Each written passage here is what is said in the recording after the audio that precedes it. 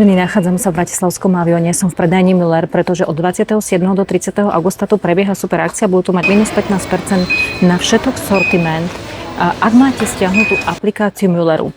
No a keďže ja som tu už raz bola a ukazovala som vám jedno video, čo tu všetko je, tak poďme sa teraz ešte raz pozrieť.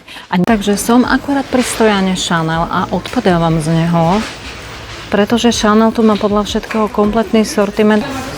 Keď som tu bola prvý raz, tak som tieto značky úplne prehliadla. Ideme ďalej.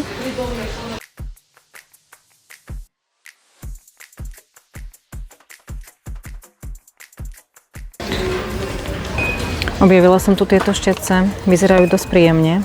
Mala prísť preskúmať v septembri úplne celé, ale to, čo ja u Ardeka beriem, napríklad toto bola prvá značka, ktorá mala tieto kombinovateľné a naplňateľné tieniky do škatuliek.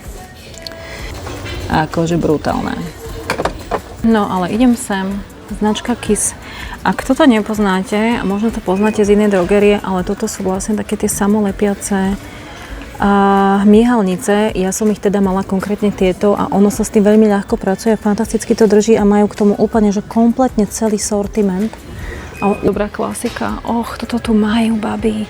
Toto je 4711, kto to poznáte, klasická kolínska a majú k tomu, a ja ich ešte mám doma odložené, ale už mám odložené, hádam 2 roky, musím ich vytiahnuť, to sú také osviežujúce vreckovky a toto je originálna kolínska.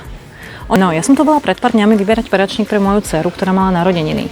A ona každý rok proste zničí jeden peračník. A teda som pozerala tieto klasické peračníky, ale ja vám ukážem, čo za peračník som tu ja s mojím mužom objavila. Ahoj, máte doma dievčatka, tak vedzte, že pri tomto sa zblázni. Takže my sme našej dcere vybrali k narodeninám jeden z týchto peračníkov.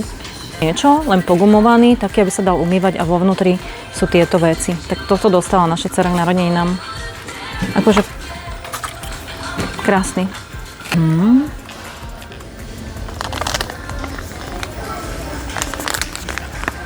No, už si beriem pokladne aj ja, tieto proteínové záležitosti vyzerajú, že sú fajn.